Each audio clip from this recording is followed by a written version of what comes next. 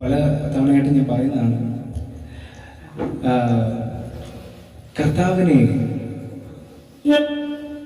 ആരാധിക്കുന്നത് പലരും പല രീതിയിലാണ്, അല്ലേ? ദാവീദിനെ നോക്കിക്കഴിഞ്ഞാൽ ദാവീദ് ഒരു രാജാവാണ്. പക്ഷേ പെട്ടകത്തിന് മുമ്പിൽ നൃത്തം ചെയ്താണ് ദാവീദ് ആരാധിച്ചത്.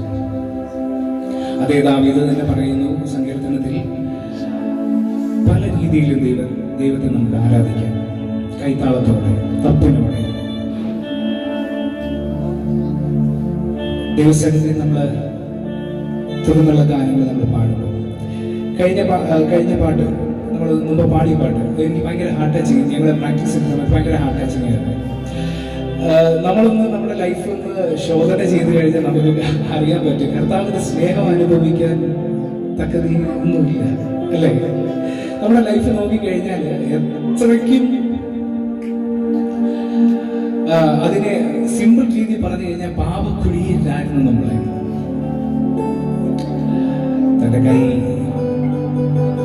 കാൽവറി കുരിശിൽ നമുക്ക് വേണ്ടി യാഗമായി ആണിയർപ്പിക്കപ്പെട്ട ആ കൈകളാൽ നമ്മളെ ചേർന്ന് വച്ച കർത്താവിന്റെ സ്നേഹം.